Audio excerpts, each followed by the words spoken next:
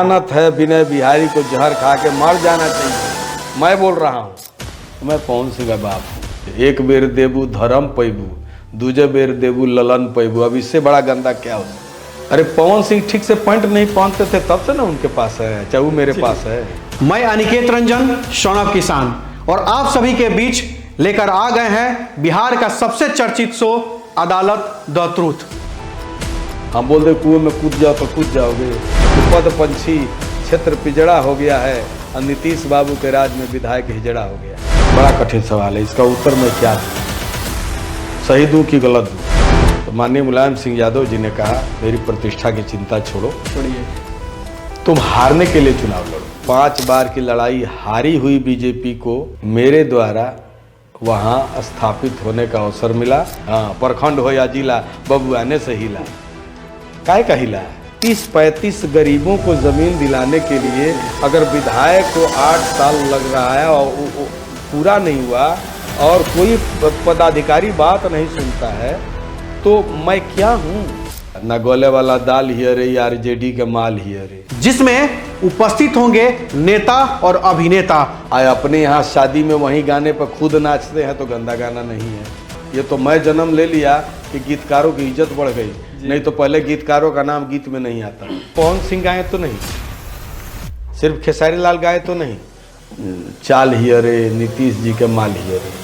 Regional language में हमारे बराबर कोई गाना नहीं लिखा है। पवन सिंह में कुछ जो बुराइयां हैं, उन बुराइयों के साथ वो मेरे साथ नहीं रह सकते, उन बुराइयों के साथ मैं उनके साथ नहीं रहूँ। जिस दिन भी पवन सिंह का फोन आएगा जी, मैं उसका बाप हूँ। वो जहाँ चले जाएंगे वहाँ चुनाव लोग जीत ही जाएंगे। तो पवन जायसवाल का हार गए, हमारे यहाँ नहीं गए तो हम कैसे 27,000 से जीत गए।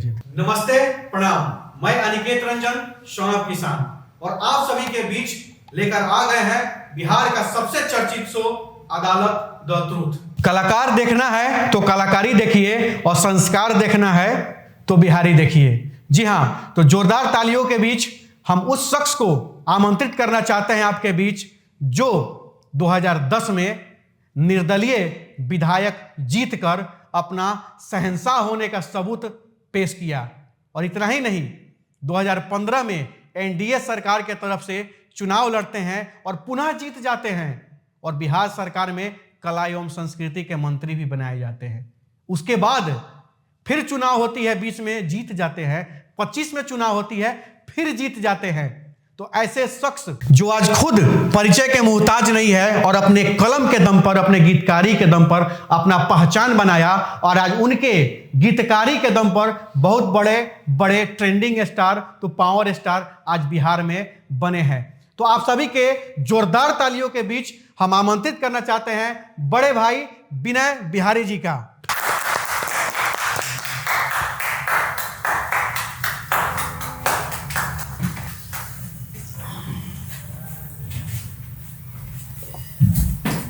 कैसे भैया? बढ़िया, सब ठीक ठाक। यह शो बिहार में पहली बार इसको शुरू किया गया है और इसमें जनता का सवाल आपके सामने रखने का हम लोग काम करेंगे जी। एक भी सवाल अनिकेत रंजन का नहीं होगा जी। इसमें आपके क्षेत्र का, इसके साथ साथ बिहार के तमाम प्रांत जो भी हैं जी, हर जगह से सवाल आपके लिए, सवालों का बौछार होने वाला है आपके। तो हमें लगता है कि विनय भैया पूरा तैयार होंगे उसके लिए। तो शुरू करते हैं जी। तो जनता की अदालत में हाजिर हो चुके हैं मशहूर गीतकार और बिहार के चर्चित नेता श्री विनय बिहारी जी। तो जनता की अदालत में विनय बिहारी जी के सामने सबसे पहला सवाल रहा ये, भोजपुरी में जो लगातार अश्लीलता बढ़ते जा रही है उसका जिम्मेवार किसे मानते हैं? दर्शकों को, श्रोताओं को। कैसे? इसलिए कि इसी बिहार में जी मैथिली भी एक बोली थी और आज भाषा का दर्जा प्राप्त कर चुकी है मैथिली। मिथिलांचल में भी गायक हैं जी, एक से एक बढ़ के एक गायक है जी। लेकिन मिथिलांचल में मैं मिथिलांचल वासियों को दिल से धन्यवाद देता हूँ कि वहाँ कोई अश्लील गाना अगर गलती से गा देता है उसका मिथिलांचल के लोग विरोध करते हैं, उस गाने को सुनते नहीं, जिसकी वजह से वहाँ जो सिंगर है वो मैथिली भाषा में गंदे गाने नहीं गाते। नहीं गाते हैं। हमारे यहाँ क्या है कि जो इस तरह के गाने हैं जी जो किसी जाति विशेष का नाम लेकर के गाना है, जी किसी नेता के ऊपर, जी इस तरह के अश्लील असभ्य गाने जो हैं वो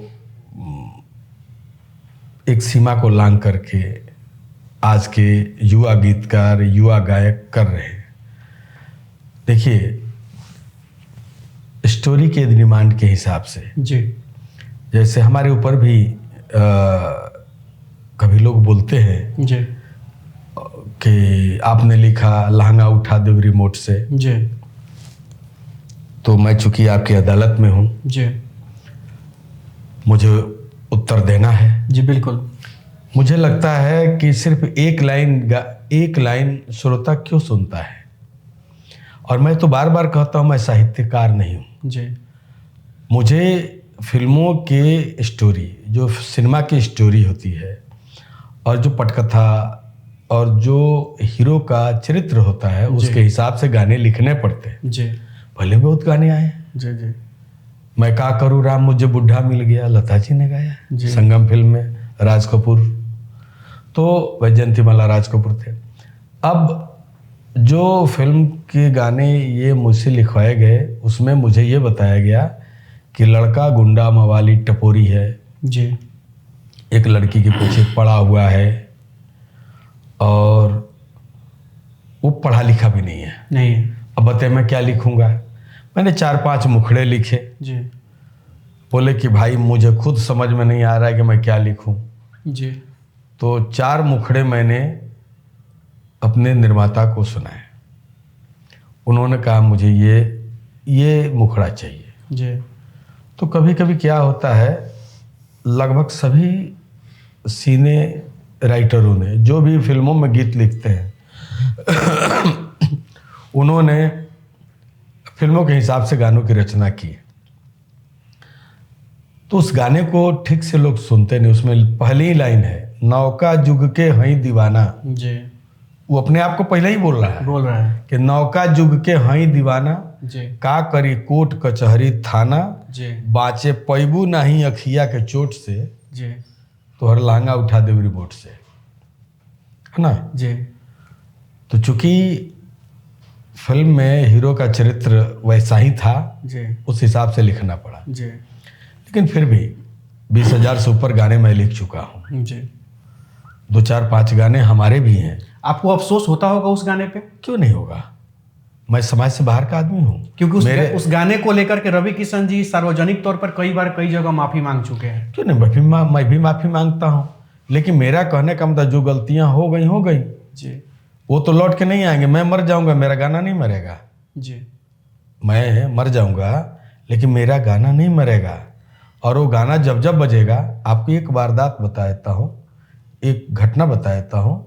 एक फिल्म आई थी हिम्मत वाला जी, और उसमें उस फिल्म के गीतकार थे इंदिवर साहब। जी बहुत बड़े शायर, मेरी हैसियत नाम लेने तक है। इंदिवर साहब ने गाना लिखा, ऐ लड़की नहीं है तू लकड़ी का खंभा है, जी बक बक मत कर नाक तेरा लंबा है। नाक तो स्त्रीलिंग शब्द है। अब उसमें इंदिवर साहब जो कि शुद्ध हिंदी के रचनाकार माने जाते हैं, उन्होंने लिखा नाक तेरा लंबा है। तो कभी कभी बंदिशों में, चूंकि जो भी गीतकार सिनेमा का है उनको बंदिशों में रहना पड़ता है, मजबूरी है जी, ना। खोल मेरा ताला वो चाबी वाले, जी अमिताभ बच्चन साहब की लावारिस फिल्म आई थी, उसमें गाना था, जिसकी बीबी मोटी उसका भी बड़ा नाम है। तो सर ऐसा नहीं है कि अगर कोई और गलती कर रहा है, कोई इंडस्ट्री के लोग, तो वैसा नहीं है कि हम भी गलती करेंगे। मैं वही तो बोल रहा हूँ जी, मैं ये बोल रहा हूँ कि एक सीमा तक द्विअर्थी या चटक मटक गाने भोजपुरी में पहले से भी बनते आए हैं। जी, शायद मेरा और आपका जन्म नहीं हुआ हो, शायद आपके और मेरे माँ बाप का भी जन्म नहीं हुआ हो, तब से मैं इतिहास जानता हूँ। जी, उस समय का इतिहास भी ऐसा ही है। अपने दर्शक कंफ्यूज न हो तो मैं बता दूं कि आज से 100 साल पहले गाना बना था बनारस में, जी 3:30 बजे मुन्नी जरूर मिली है, 3:30 बजे एक बेर देबू धर्म पैबू, दूजे बेर देबू ललन पैबू। अब इससे बड़ा गंदा क्या हो सकता है? जी कौन सा गाना इससे बड़ा गंदा हो सकता है? ये 100 साल पुराना गाना है, जी जिसमें वो तवा सिस्टम था। जी जी वो तवा सिस्टम के बाद कैसेट सिस्टम आया, जी जी कैसेट सिस्टम के बाद सीडी सिस्टम आया, सीडी सिस्टम पेन ड्राइव अब चिप आ गया। कहाँ से कहाँ दुनिया आ गई। जी बिल्कुल। मैं 1988 से गाने लिख रहा हूँ, तो देखे ना 37 साल तो मुझे गाना लिखते हुए हो गया। और मैं जब एकदम 2 साल 3 साल का था तब से गाना सुन रहा हूँ। वो गाना कब का है? मेरी खुद की उम्र 56 साल की हो गई। तो लेकिन तो कोई भी एक सीमा से आगे जाने पर मामला विभत्स होता है। जी श्रृंगार की दो वस्तुएं हैं, जी एक लिपस्टिक है, एक काजल है। जी दोनों श्रृंगार है, दोनों श्रृंगार किसी के भी रूप को 4 चांद लगाती हैं। लेकिन अगर काजल को होठ पे लगा दिया जाए और लिपस्टिक को आंख में लगा दिया जाए तो श्रीदेवी भी चुड़ैल लगेगी, एकदम लगेगी। तो मेरे कहने का मतलब है कि चटनी उतना ही खाओ जितने में हाजमा ठीक रहे। लेकिन आजकल तो भोजपुरी इंडस्ट्री में चटनी का तो शरबत बना के एकदम पूरा पी ही जा रहे मैं हैं। आपसे सहमत हूँ, वही तो मैं बोल रहा हूँ। हम कहते हैं रुकेगा कैसे? रुकेगा जैसे मिथिलांचल के लोग जी भोजपुरी मैथिली गानों को जी विभत्स रूप में देखना सुनना नहीं चाहते। जी काश मैं अपने श्रोताओं को हाथ जोड़ता हूँ, चाहे मैं लिखूं या दुनिया में कोई लिखे, वैसे गानों को आप तवज्जो मत दीजिए, वैसे गानों के श्रोता मत बनिए। जी नहीं तो हमारे यहाँ क्या है, भोजपुरी में हम देखते हैं दूसरे के यहाँ गाना बजता है, वही गाना जी तो बोलता है गंदा गाना है। आए अपने यहाँ शादी में वही गाने पर खुद नाचते हैं तो गंदा गाना नहीं है। तो इस रूप से भी आपको आगे बढ़ना। यहाँ मैं आपको रोकना चाहूंगा और कहना चाहूंगा, श्रोता से जब बोला जाता है कि गंदा गाना क्यों सुनते हैं, तो वो कहते हैं कि गंदा गाना वो गा रहा है तो हम सुन रहे हैं। मत सुनिए ना, तो यहाँ मिथिलांचल में लोग नहीं सुनता। मैं तो नहीं जी रहा है क्या? मैं कंप्लीट कर रहा हूँ इसी चीज को। हाँ। तो सिंगर से मैंने पूछा कि मैंने विरोध किया कि आप अश्लील गाना वो क्यों गा रहे हैं, वैसा गाना क्यों गा रहे हैं जो आप अपनी बेटी बहन के साथ नहीं सुन सकते हैं। उस गाने को समाज में भी आपको बजाने और गाने का अधिकार नहीं है। तो उन्होंने क्या जवाब दिया, गीतकार लिख के दे रहा है तो हम क्यों नहीं गाएं? हम कुएं में ढकेल देंगे तो गिर जाओगे। हम बोल दे कुएं में कूद जाओ तो कूद जाओगे। हम बोले जहर खा के मर जाओ तो मर जाओगे। ये सब नॉनसेंस उत्तर है, कोई मतलब नहीं इस उत्तर का। गीतकार देता है। अरे गीतकार की क्या स्थिति है वो मैं जानता हूँ। ये तो मैं जन्म ले लिया कि गीतकारों की इज्जत बढ़ गई, नहीं तो पहले गीतकारों का नाम गीत में नहीं आता। जी आज वो गीतकार लोग हमारी बात समझे ना समझे, लेकिन एक चीज़ से मैं संतुष्ट हूँ कि आज तक जितने भी मुझसे जूनियर कलाकार हैं मेरा पाँव छू के प्रणाम करते हैं। मैं कहता हूँ विनय बिहारी तुमने ये तो कमाया है। मैं अपने किसी बच्चे को बुरा नहीं मानता। मैं सिर्फ इतना ही कहूँगा कि संगीत का मतलब है कि अपने गीत से लोगों का दिल जीत लो, है ना। थोड़ी असभ्यता नहीं चलेगी, इसलिए नहीं चलेगी कि हमारा भोजपुरी एक बड़ा इतिहास है। जी गाली चलता है ना, जी जी ब्याह शादी में गाली चलता है, खुला गाली चलता है, खुला, है ना। कितनी गालियां होती है, पंडित जो शादी कराता है उसके गालियां होती है, हजाम भाई की गाली होती है, सबकी गालियां होती है, उसमें बुरा नहीं माना जाता है। होली के बहुत सारे ऐसे गाने हैं डबल मीनिंग के, पुराने गानों की बात कर रहा हूँ, आज से 200 साल पहले बने वैसे गानों की बात कर रहा हूँ। जब अमवा लागल पाके मोर पिया लगल ताके तनी बचाव हो, अमवा लागल चूहे तो मोर पिया लगल मुँह है ना। इसमें और सभी बातें जो मैं बोलना नहीं चाहता, तो है इस तरह की भी संगतियां हैं। मैं एक ही आग्रह करूंगा कि सरकार भी इस बात को संज्ञान में ले। अब बताइए, अभी वो गाना आया था ना, गोले वाला दाल ही अरे यार जेडी का माल ही अरे जी। अब बताइए ना, अब कहाँ जाए आदमी, क्या सुनेगा, हैं? तो हमारे कहने का मतलब है, तेजस्वी यादव जी ने इस पर आरोप लगाया है कि हमने नहीं गवाया है, हम उस पर कार्रवाई करेंगे। एक मिनट, क्या कार्रवाई करेंगे? जो गायक है उसको खूब बढ़िया से जानते हैं। हाँ। उस गायक के साथ उनकी तस्वीरें छपी हुई हैं। अब ये बात हमसे मत कहो, हम सब कुछ जानते हैं। तो उन्होंने कंप्लेन करने की बात कही है, तो काहे नहीं कंप्लेन किए? काहे नहीं उसको जेल भेज दिए? काहे नहीं, कौन मना किया है? काहे नहीं FIR किए? कोई मना किएगा? चले तो गए यूरोप, ठीक से सदन भी नहीं चलाए, ठीक से सदन में प्रतिपक्ष के नेता हैं, सदन में नहीं रहे, यूरोप चले गए, सदन छोड़ के यूरोप चले गए। देखिए, पर्दे के सामने आदमी कुछ और होता है, पर्दे के भीतर कुछ और होता है। एक और गाना है जो मैं नहीं बोल सकता, बस इतना समझ लीजिए, है ना, कि वो लड़का जिसका लालू यादव जी के साथ फोटो छपा है, तेजस्वी जी के साथ फोटो छपा है, उन्होंने नीतीश जी को और नरेंद्र मोदी जी को एक साथ, हमने सुना है वो गाना, काफी मतलब उससे गंदा कोई गाना हो सकता है? नाम भी नहीं ले सकते हैं, पब्लिक प्लेस में भी कहीं नाम नहीं ले सकते, अपनों का तो बात दूर की है। अब बताइए, और ये गाना इतना वायरल हुआ तब ना, आप भी जान रहे हैं, हम भी जान रहे हैं, दुनिया जान रही है। ठेला पर सुन रहे हैं, सब्जी बेच रहा है, RJD के माल ही, अरे हम कहीं ये लोग माँ बहन योजना की बात करते हैं, माई बहन की बात करते हैं। कोई किया, ठीक है, मैं ये नहीं कहता हूँ कि तेजस्वी जी के कहने पे गाना बजा या बना, ये मैं नहीं कहता हूँ, मुझे नहीं लगता ऐसी बात वो बोले होंगे। लेकिन अगर ऐसे गाने आए तो क्या उस पर कार्रवाई नहीं होनी चाहिए? कार्रवाई होनी चाहिए थी। इसके पहले एक और गाना आया था, है ना, वो गाना था साइकिल से चलत या कोची लगौले बिया, है ना, चाल हियरे नीतीश जी के माल हियरे। अच्छा, ये भी गाना आया था जी, आज से 6 साल पहले। हमने सदन में बात उठाई थी इस बात को लेकर के।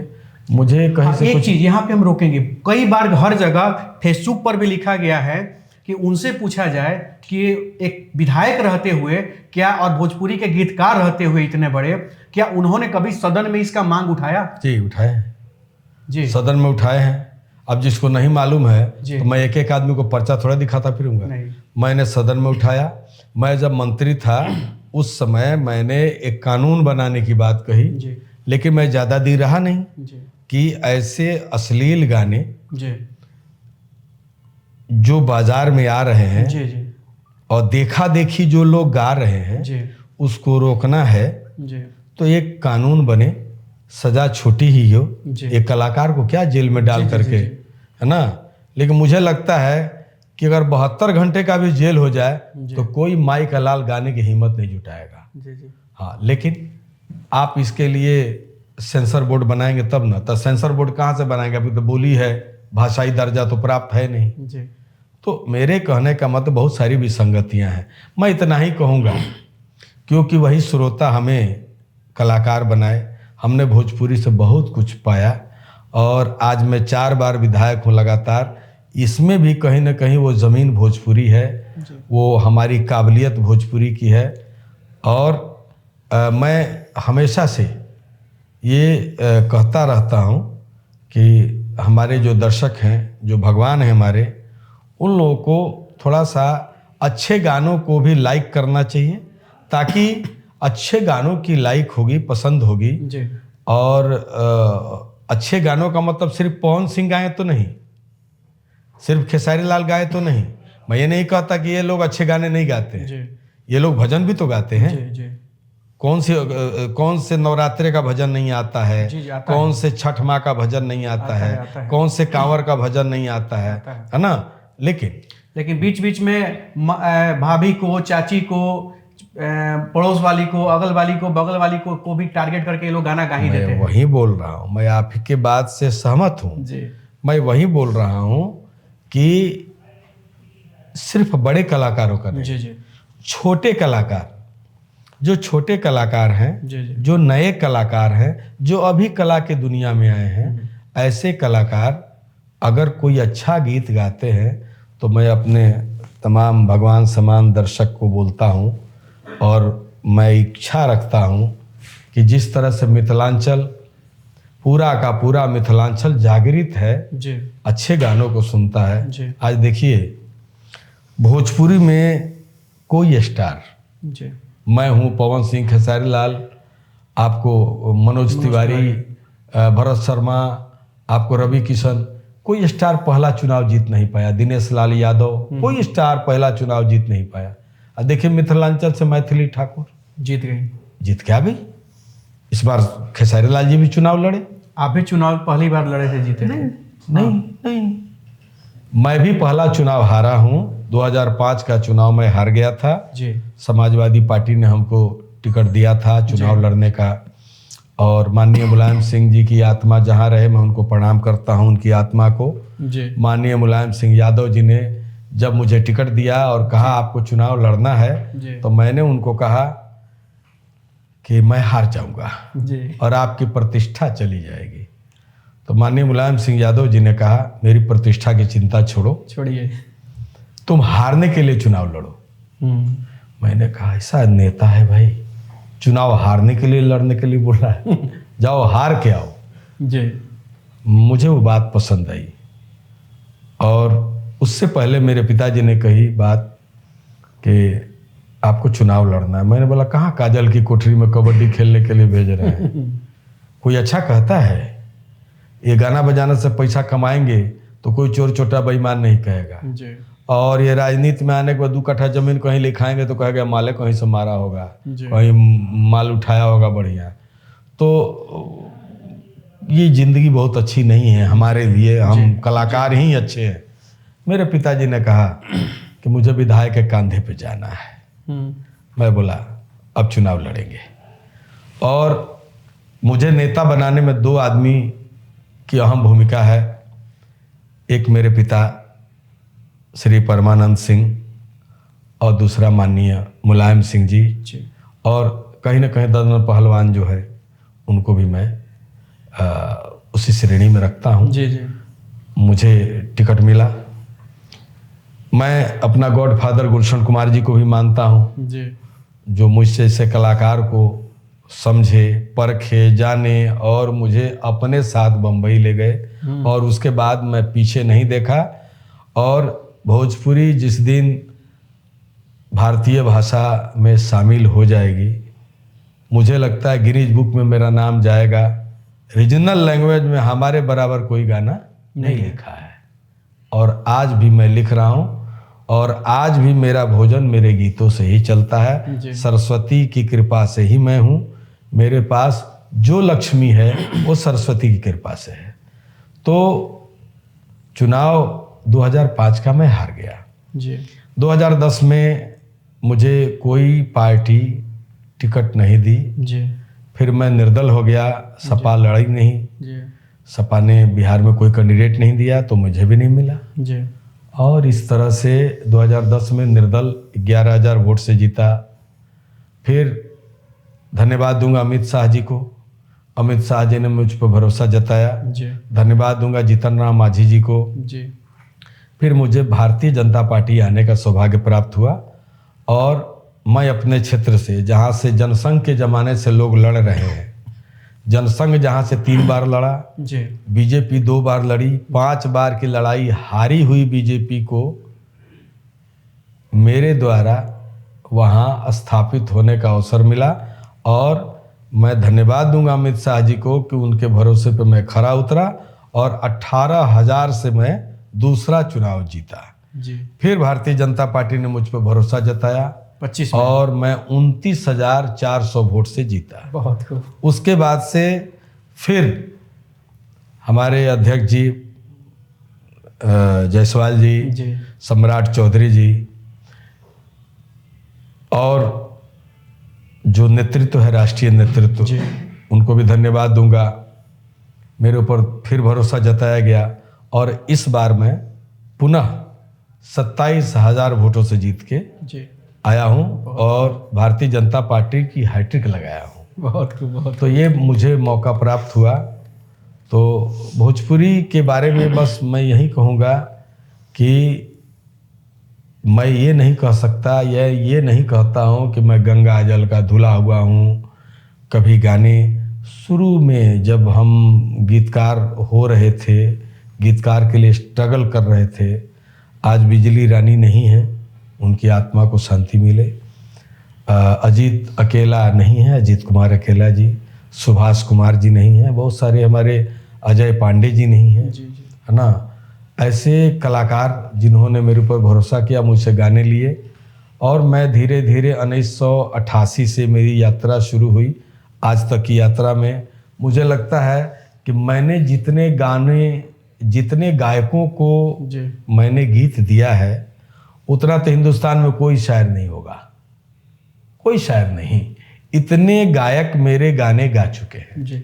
कौन ऐसा गाना था जो आपको मतलब मुंबई ले गया और वहां से आपने कभी पीछे नहीं देखा? कोई एक गाना तो जरूर होगा जी जी, जिसने आपको बूस्टअप किया होगा। जी जी जी। वो गाना मेरा था, आपको ये छोटी सी कंपनी में निकला था, चला चला शादी करे नौका जमाना के जी। ये गाना गुलशन कुमार जी सुने थे ना, बिना नाच बाजा सामियाना के, चला चला शादी करे नौका जमाना के। दहेज मुक्त, दहेज पे कुछ था ये। और उसके बाद से सुनील छैला बिहारी को भी धन्यवाद दूंगा। पहला गाना मेरा टी सीरीज में सुनील छैला बिहारी ने गाया 1992 में। कौन था गाना वो? मतदार कजरवा गुरिये। अच्छा अच्छा, है ना। और उसके बाद से हमको गुलशन कुमार जी के कंपनी में, उनकी कंपनी में लगातार लिखने का मौका मिला, और फिर उन्हीं के साथ मैं बम्बई चला गया।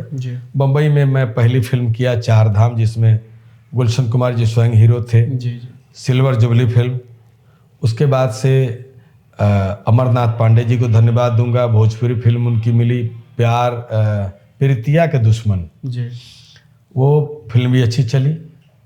और मोहन जी प्रसाद, उनकी आत्मा को प्रणाम करता हूँ। मोहन जी प्रसाद के साथ मैंने 12-14 फिल्में की, सब की सब चली। रवि किशन जी को धन्यवाद। उसके बाद आपने कभी पीछे नहीं? उसके बाद से तो भोजपुरी फिल्म इस तरह से बनी, इस तरह से जम गई कि जो लेकिन बीच में एक समय आया था जो भोजपुरी फिल्म का स्तर काफ़ी मतलब नीचे जा चुका था। स्तर जाने का मतलब कि लोग देख नहीं पाते थे, बन नहीं पाता था, कोई पैसा नहीं लगाना चाहता था। तब हमें भी याद है मनोज तिवारी जी का एक फिल्म आया था, ससुरा बड़ा पैसे वाला। नहीं, कहानी कुछ अलग है जी। 1990 से जी 2000 तक ये भोजपुरी इतिहास का जी कलिया काल कहा जाता है, कलंकी काल कहा जाता है, या यूँ कहिए ब्लैक ईयर कहा जाता है ना। इसलिए ये इसलिए कहा जाता था कि इस 10 साल में मात्र 2 फिल्में बनी थी जी, और उस 2 फिल्म में एक फिल्म रिलीज हुई, एक फिल्म रिलीज भी नहीं हुई, जो पद्मा खन्ना ने डायरेक्शन किया था। फिल्म का नाम था जुग जुग जी अमरलाल जी। उसके बाद से कोई आदमी फिल्म बनाना भूल गया, कोई भी आदमी फिल्म बनाता नहीं था, फिल्म में पैसा नहीं लगाता था। लक्ष्मण साहबादी जी के मरने के बाद जो एक खाई आ गई, मैं धन्यवाद दूंगा, दिल से धन्यवाद दूंगा, हमारे साथ नहीं है, मतलब इस धरती पे नहीं है, उनकी आत्मा को प्रणाम करते हुए कुछ बोलूँगा, मेरे गुरु समान है। लक्ष्मण साहबादी जी भिखारी ठाकुर जी के बाद महेंद्र मिश्र और भिखारी, पहले महेंद्र मिश्र का नाम लेंगे क्योंकि भिखारी ठाकुर जी से भी पहले से महेंद्र मिश्र जी थे। महेंद्र मिश्र जी, भिखारी ठाकुर जी, और उसके बाद का जो दौर किसी ने संभाला, उस महान आत्मा का नाम लक्ष्मण साहबादी जी। एक लाइन से भोजपुरी फिल्मों को जमा देने वाला, और इसमें कुणाल भैया जो हैं, कुणाल सिंह जी, उनका भी अद्भुत रोल रहा है ना। आजकल के हीरो लोग क्या बात करेंगे, मुझे सुन के मन ही मन कुछ बुरा ही कहेगा, लेकिन जिसके पास diamond jubilee, silver jubilee, golden jubilee, ऐसी कोई जुबली नहीं जो हमारे कुणाल भैया के नाम के साथ नहीं जुड़ी। बिल्कुल। और ये लोग जो बाद के कलाकार आए, उन लोगों में मेहनत किया और इस भोजपुरी फिल्म जगत को यहाँ तक खींच के लाए हैं। मेरा योगदान है। जो 4-5 अच्छे लोग कहीं जाएंगे, उसमें मेरा नाम के बगैर भोजपुरी जो बढ़ी हुई भोजपुरी है। एक सवाल आया है कि पवन सिंह का साथ क्यों छोड़े हैं, कब फिर दोबारा गाना देखने को मिलेगा पवन सिंह देखिए, के एक बात बताता हूँ, उसका नाम है पवन। साथ? जी पवन का मतलब था हवा। जी हवा को आप बांध नहीं सकते, हवा को आप पकड़ नहीं सकते, जी है ना। और मैं शुरू से ही उसके पिता तुल्य रहा हूँ, और उसकी जो आदतें हैं, कुछ अच्छाइयाँ होती है तो कुछ बुराइयाँ होती हैं। तो जो बुराइयाँ हैं, उन बुराइयों के साथ मैं नहीं रह सकता, जी चाहे मेरा जितना नुकसान हो जाए। जी हाँ, मैं पवन सिंह के चलते बहुत पीछे भी गया हूँ, बहुत नुकसान भी किया मैंने अपना। जी हाँ, लोगों ने मुझको तेरा समझ के छोड़ दिया, और तुमने भी दिल तोड़ दिया। क्या मैं इसलिए बोल रहा हूँ कि पवन सिंह के गले में साक्षात सरस्वती का निवास है, बिल्कुल। और उनको कोई गंदा गीत गाने की ज़रूरत नहीं है। मैं उसको बेटा मानता हूँ। वो बोला आपके कितने बेटे हैं? मैं बोला 3 बेटा है। बड़का कौन है? हम कहीं पवन सिंह।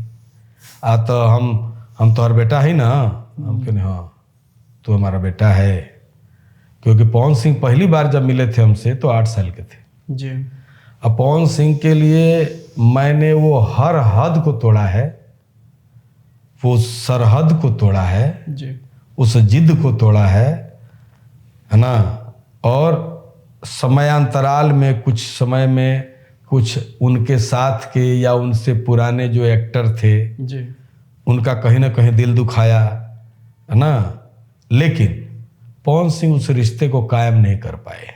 जी पवन सिंह में कुछ जो बुराइयां हैं, उन बुराइयों के साथ वो मेरे साथ नहीं रह सकते, उन बुराइयों के साथ मैं उनके साथ नहीं रह सकता। समय समय पे गाना मांगते हैं, बोलते हैं। आपका इशारा ज्योति सिंह की तरफ है? नहीं जी। ज्योति सिंह क्यों? अरे पवन सिंह ठीक से पैंट नहीं पहनते थे तब से ना उनके पास है, चाहे वो मेरे पास है। पवन सिंह की बहुत सारी चीजें मैं जानता हूं, लेकिन क्या जरूरत है व्यक्तिगत पर्सनल बातें बोलने की जरूरत नहीं है कि पवन सिंह ने मेरे साथ क्या किया, मैंने उनके साथ क्या किया। बस इतना ही जान लीजिए मैं उनका बाप हूँ। वो बोलेंगे तो भी मैं बाप हूँ। तो पिता पुत्र में दूरी क्यों? पिता पुत्र में दूरी की वजह तो मैं बता रहा हूँ कि जो बुराइयां हैं मैं नहीं चाहता मेरे बेटे में रहे, मेरे भतीजे में रहे, क्योंकि मैं उसके भले की बात सोचता हूँ। आज एक बात बताइए, आज 3 पद्मश्री प्राप्त हुआ। जी। मैथिली गायिका शारदा सिन्हा जी, शारदा सिन्हा की आत्मा को प्रणाम। पद्मश्री, पद्म विभूषण शारदा सिन्हा। यह धरती जब तक रहेगी वो आत्मा रहेगी, वो आवाज रहेगी। बिल्कुल, बिल्कुल। कोई माई का लाल मिटा नहीं सकता। बिल्कुल। उनसे पहले पद्मश्री विंध्यवासिनी देवी, पहला भोजपुरी पद्मश्री विंध्यवासिनी देवी। जी। और विंध्यवासिनी देवी मगही गायिका, गाई भोजपुरी, पद्मश्री प्राप्त हुआ। वो भी इस दुनिया में नहीं है, उनकी आत्मा को भी प्रणाम करता हूं। दूसरा पद्मश्री और पद्म विभूषण शारदा सिन्हा जी को प्राप्त हुआ। शारदा सिन्हा जी मर नहीं सकती, वो भौतिक रूप में मरी है, लेकिन जब तक ये धरती रहेगी कोई छठ का त्योहार, कोई शादी विवाह, ये 2 फंक्शन तो उनके बगैर नहीं हो सकता है। बिल्कुल नहीं। तीसरा एक और महिला ही है जी, मालिनी अवस्थी जी, वो दुनिया में है, भगवान उनको लंबी उम्र दे। मालिनी अवस्थी जी क्या गाती है, अवधी गायिका है, लेकिन भोजपुरी गा करके, अवधी गा करके उनको भी पद्मश्री प्राप्त हुआ। मैं ये कहता हूं कि ये मैथिली गायिका, ये मगही गायिका, ये अवधी गायिका भोजपुरी की न हो करके भोजपुरी के लिए पद्मश्री प्राप्त कर सकती हैं। तो ऐसे जो लोग हैं जो अपने आप को तानसेन समझते हैं जी, आपको क्यों नहीं मिल रहा है? क्यों नहीं मिल रहा है? तो गंदा गीत गाइएगा तो आपको पद्मश्री मिलेगा? कभी नहीं मिलेगा। तो थोड़े अच्छे काम तो करने होंगे ना। ये लोग अपने में ही कंपटीशन में रहते हैं मैं कि बराबर मैं पावर स्टार तो मैं ट्रेंडिंग स्टार। मैं बराबर बच्चे को बोला कि मेरी इच्छा है तुम बड़ा कलाकार बनो और तुम्हें पद्म श्री मिले। जी। तो मुझे एक दिन बोलता है का चाचा पद्म श्री केंगे मिलेला, हम कहते जौन गाँव ले तो ना में ना मिली। जी। ओकरा खातिर थोड़ा पैटर्न बदले के पड़ी। जी। आज से भी बदल लो तो पद्म श्री मिल जाएगा निश्चित रूप से। बहुत कमा लिए, अब बहुत कमाओगे, अब कमा के ले जाओगे क्या? है क्या तुम्हारे पास? तुम्हारे पास है क्या? धन के अलावा कुछ हो तो बताओ। जी। धन के अलावा कुछ हो तो बताओ। बहुत बड़ी बात है। कितनी शादियां करोगे, कितनी प्रेमिकाएं पालोगे, औलाद कहां से लाओगे? औलाद नहीं होगा तो तुम्हारा नाम जपने वाला कौन होगा? अभी तीखे सवाल है, तीखे उत्तर है। अब इसको बर्दाश्त करता है, उसको चाहिए जी सर, जी सर, जी मालिक, जी मालिक, टाइगर जिंदा है, टाइगर जिंदा है। बस। हाँ, प्रखंड हो या जिला, बबुआ ने से हिला। काहे का हिला? कुछ का हिला? सही बात। गानों में हिल सकता है। आज बाबू लोग का क्या हाल है नहीं पता है, हैं? सब पता है। खाली मार लिया जो पी के पड़ा वो सबसे बड़ा। हैं? तो आज चल रहा है बाजार, अच्छी बात है। हम तो गार्जियन है, आशीर्वाद ही देंगे।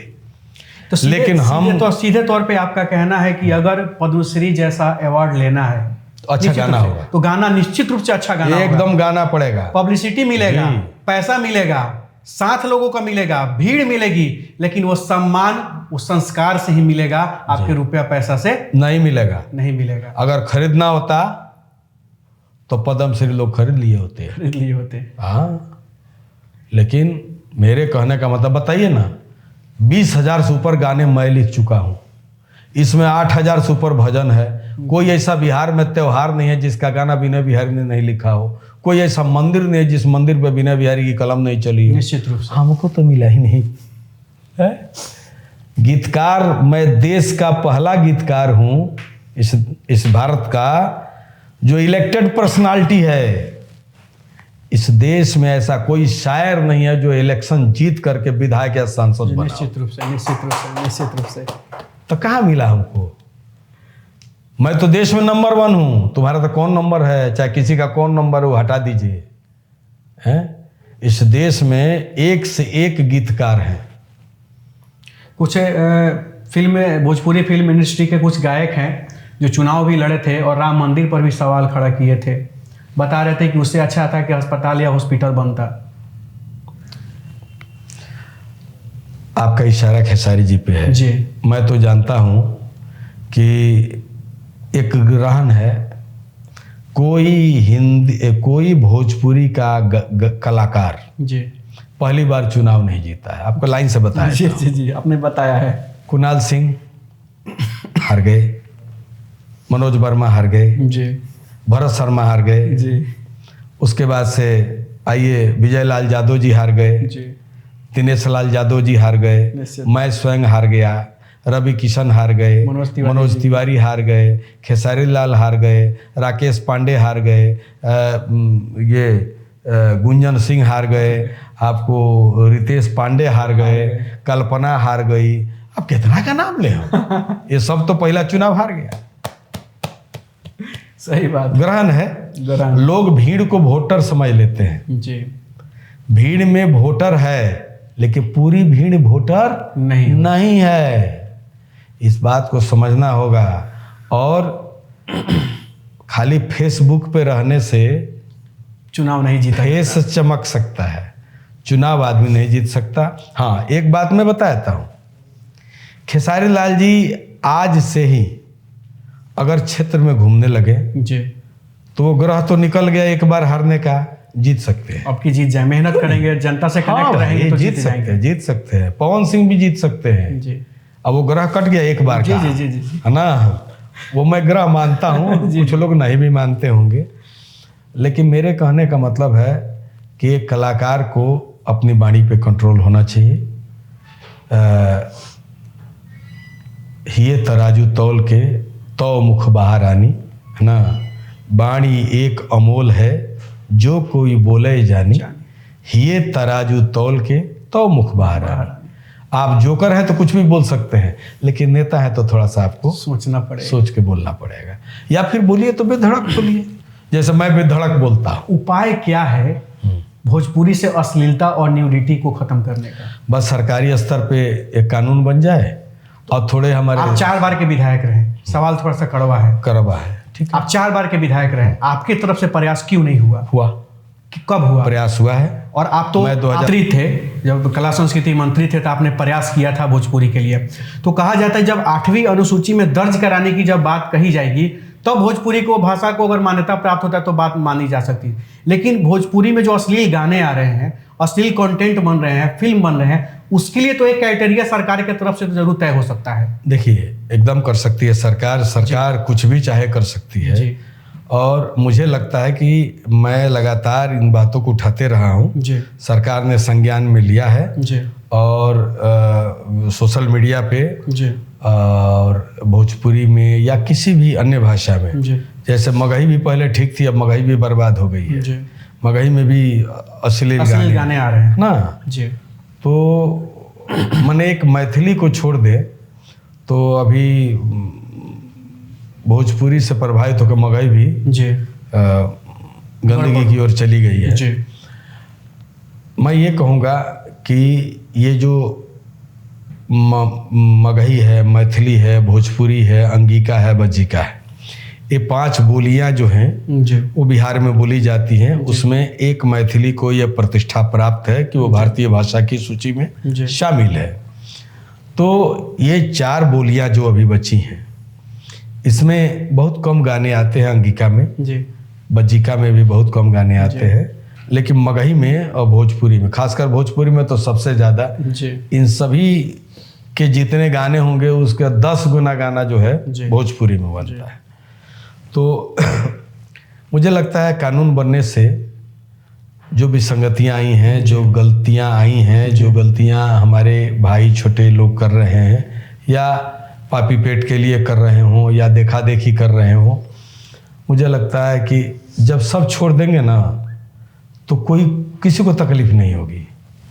हम भी कभी कभी बात करते हैं तो बोलते हैं सब, अरे चाचा ऊपर के बड़का बड़का लोग आवता तो कौन बातें ना, तो हमनी के ना गायब जा तो खायब जाका। देखिए, कहीं ना कहीं वो भी बात सही है जी। और सरकार ने अभी कलाकारों के लिए एक योजना का भी मतलब शुरुआत कर दी, योजना की शुरुआत कर दी है। तो सरकार इस पे तटस्थ है, सरकार करेगी। मुझे लगता है इस आने वाले साल में इस तरह का कुछ होगा ताकि इस विभत्सता में कमी आएगी। खेसारी लाल यादव इंस्टाग्राम पर लाइव आए थे तो उसमें आरोप लगा रहे थे कि हमको अब सब्सिडी भी नहीं मिल रहा है, हमको उधर से काम भी नहीं मिला, मदद भी नहीं मिल रहा है और बिहार सरकार की तरफ से कुछ ऐसा होता नहीं है। तो इस बारे में आप क्या कहना चाहते हैं? भूख लगे तो गोबर खा लेंगे, नहीं भूख लगेगी तो गोबर खा लेंगे? नहीं, बिल्कुल नहीं खाएंगे। तो ये जवाब पे हम सहमत नहीं। कुछ लोग ऐसा भी कहते हैं, कमेंट में सवाल भी आया है कि उत्तर प्रदेश में जब जाके शूटिंग की जाती है तो सरकार की तरफ से वहाँ सब्सिडी मिल रही है। तो ज़्यादातर जो यहाँ के कलाकार है, वो पवन सिंह जी हो, खेसारी लाल यादव हो, निरहुआ जी हैं, चाहे रितेश पांडे जी भी हैं, चाहे जो भी लोग हैं, सब लोग यूपी में जाकर के, लखनऊ वगैरह साइड में जाके शूटिंग करते हैं, क्योंकि वहाँ के सरकार के द्वारा, योगी आदित्यनाथ जी के द्वारा वहाँ सब्सिडी दी जाती है। तो वह सब्सिडी और स्टूडियो बिहार के में कब स्थापित होगा? जैसे देखिए, उसके लिए कानून बन गया है जी, उसके लिए व्यवस्था बन गई है जी जी, और मुझे लगता है कि वो काम शीघ्र ही 2026 में शुरू होगा। जहाँ तक शूटिंग की बात बता रहे हैं, तो हमारे यहाँ पर्यटन के मामले में सारी दुनिया को अवगत, सारी दुनिया इस बात को जानती है कि जो पर्यटन का विकास या पर्यटक स्थल जितना उत्तर प्रदेश में है उसके अपेक्षा बिहार में नहीं है।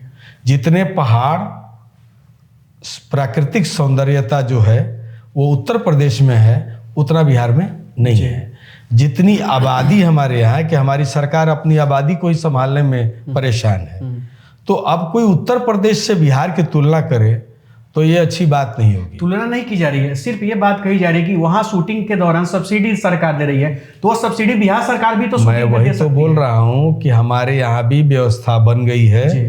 और अब जो अच्छे स्क्रिप्ट, अच्छे जो प्रोड्यूसर होंगे जी जी वो भोजपुरी या किसी भी भाषा में, हम यही नहीं जी। कि आपको जानकारी के लिए बता दें कि हिंदुस्तान के किसी प्रदेश में जी सब्सिडी 4 करोड़ नहीं है। उत्तर प्रदेश में भी नहीं है, महाराष्ट्र में भी नहीं नहीं है, है। गुजरात में भी नहीं है, बंगाल में भी नहीं है। 4 करोड़ सबसे ज़्यादा बिहार में। अब लोग कहेंगे तो मिलती क्यों नहीं है? जी अरे तो आप अच्छी स्क्रिप्ट लेकर के आएंगे तब ना। आप मिलिए, आपका काम नहीं होता है तो मैं आपके साथ हूँ। मैं आपको मंत्री जी से मिलवाऊंगा, मैं सम्राट चौधरी जी से मिलवाऊंगा, मैं नीतीश कुमार जी के सामने चलूंगा। आप आएंगे तब ना, कोई आता है। तो ये जो आरोप हवाबाजी ही होता है सब। सब खाली फोकट का बात, एकदम खाली ऐसे बिना मतलब की बात है। चलिए, भोजपुरी से रिलेटेड 2 सवाल और। जी। पहला सवाल कि बिहार की जनता और नौजवान जो हैं, काफ़ी सवाल आया है मतलब सोशल मीडिया के थ्रू आपके लिए कि पवन सिंह को एक मौका मिलना चाहिए और आपके गानों को गुनगुनाए तो ज़्यादा अच्छा रहेगा एक बार। मैं जिस दिन भी पवन सिंह का फोन आएगा, जी मैं उसका बाप हूँ, मैं उसका चचा हूँ, मैं उसका गुरु हूँ। उसके जीवन के 4-5 लोग जो होंगे उसके लाइफ में, उसको ऊपर उठाने में, उसमें अरे बने को बनाया तो क्या बनाया, क्या बनाया है। बने को तो सब कोई बना देगा। जब बनने के समय जो समय मिला, जो शुरू की ज़मीन है, उस ज़मीन को तैयार करने वाले को पवन सिंह को याद रखना चाहिए। जी। और पवन सिंह याद रखें न रखें, वो है कि माता कुमाता नहीं होती। पुत्रो जाए ते हाँ। कचित अपि कुमाता न जी भवति। जी जी। हम जब पवन सिंह 5 लाख के भीड़ में बोलते हैं कि विनय बिहारी हमारे चाचा हैं, पिता समान हैं, मेरा कलेजा चौड़ा हो जाता है, गदगद हो जाता है ना। कम से कम इतना तो कहता है ना। लेकिन मैं तुम्हारा बाप खाली नहीं हूँ, मैं तुम्हारा चचा खाली नहीं हूँ, तो मैं तुम्हारा गुरु खाली नहीं हूँ। मैं आज भी गीतकार हूँ। जी। और पिछले 2 साल पहले तुमने जो गाना गाया वो 100 मिलियन पार हुआ। जी। वो देवी गीत, उड़ाउल के फुलवा, आपने लिखा था। जी। बहुत खूब। चला चुनरी चढ़ावे, हाय हाय हाय है। उसके बाद से वो छठ का गीत है कि पवन सिंह जिंदगी में किसी का गाना गाए, उससे ऊपर का गाना बन नहीं सकता है। वो बना के दिखाए, जोड़े जोड़े फलवा। हाँ, शानदार गाना है। तो मेरे कहने का मतलब है कि जिस गीतकार ने तुमको ऐतिहासिक गाने दिए, आज क्या हो गया? आज तुम अरे साल में अगर 20 गाने गाते हो तो 2 गाने भी गाओ। जी। हम कहाँ, हम तो दर्शक को बोलते हैं कि हम तो रेडी हैं, हमको 1 रुपया न दे तो भी ये रिश्ता खत्म होने वाला है। रिश्ता पवन सिंह मरेंगे तो खत्म होगा या मैं मरूंगा तो खत्म होगा। ऐसे नहीं खत्म होगा। क्या खत्म होगा? कैसे खत्म होगा? अब ऐसा तो नहीं ना है कि आप 500, 5,000 की, 50,000, 5 लाख के भीड़ में आप हमको चचा कहे, गली में जाके कहोगे वो हमारे कुछ नहीं है, तो कोई मानेगा? सारी दुनिया जानती है। कुछ लोग का इतिहास आज भी विनय बिहारी जी के दिल में ढेरे जगह है पवन सिंह की। कहीं नहीं जगह रहेगा आज भी। और गाना के लिए अगर फोन करते हैं तो आप मना नहीं करेंगे। सवाल ही नहीं है, सवाल ही नहीं है। तो जनता बहुत बेसब्री से इंतजार कर रही है। भगवान करे और पवन सिंह को सुपरहिट गाने के लिए। भगवान करे पवन सिंह को सद्बुद्धि मिले। जी। लेकिन उनको लगता है कि ये स्टारडम जिंदगी भर रहेगा एकदम। वो लता जी है जिनका रहा, वो लता जी दोबारा कोई बनने वाला नहीं है, रफ़ी कोई बनने वाला नहीं है, किशोर कुमार बनने वाला नहीं है, कुछ भी हो जाए। जी बिल्कुल। ये लोग कालजयी थे, कालजयी हैं, कालजयी रहेंगे, मर के भी अमर हैं। तुम भी मर के अमर रहोगे। लेकिन हर सपना आग नहीं होता, हर समंदर के किनारे झाग नहीं होता।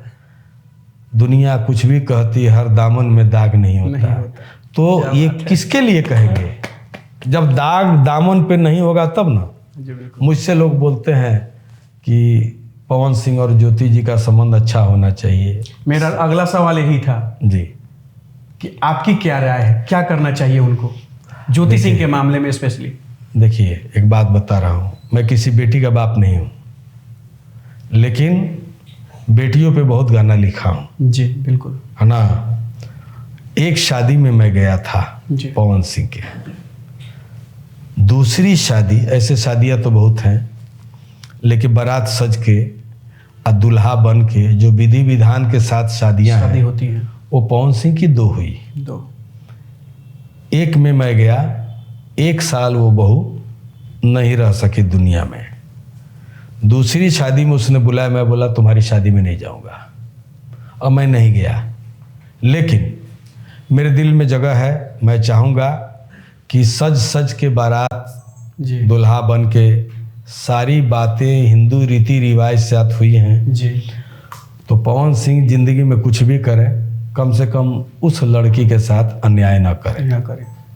अगर वो आपके माध्यम से मेरी बात वहाँ तक पहुँचती है, वो आदेश मानते हैं, तो मैं समझूंगा मेरे बेटे में कुछ सद्बुद्धि आई है।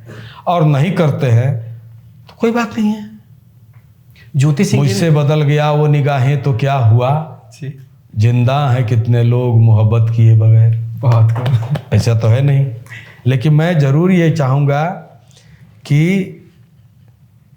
कभी कभी क्या होता है, बहुत सारी गलतियाँ एक अच्छाई से ढक जाती है, और कभी कभी क्या होता है कि बहुत सारी अच्छाई एक गलती से ढक जाती है। पवन सिंह का गाना बहुत हिट हुआ है इस बार के विधानसभा चुनाव में, जोड़ी मोदी और नीतीश के हिट हुई। जी जी, देखिए अच्छा तो गाता ही है जी। अच्छा तो गाता ही है, तो अच्छी आवाज़ हो, जहाँ भी गए गर्दा मचा के रख दिए पूरा। बात मानता हूँ मैं, है ना। जी भीड़ जुटाने के लिए पवन सिंह मशीन है, भीड़ जुटा लेंगे, है ना। लेकिन ऐसा तो है नहीं कि वो जहाँ चले जाएंगे वहाँ चुनाव लोग जीत ही जाएंगे। तो पवन जायसवाल का हार गए जी। अब फिर ये बात बुरी लगने वाली बात है।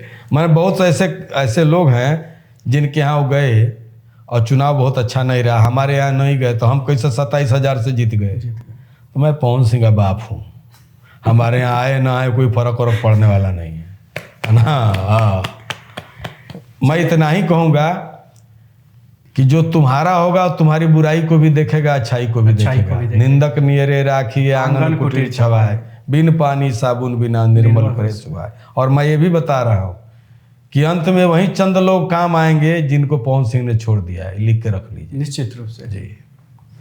तो ज्योति सिंह जी का कहना था कि पवन सिंह कह रहे हैं कि हम तुम्हारे चुनाव में मदद करने क्यों जाए।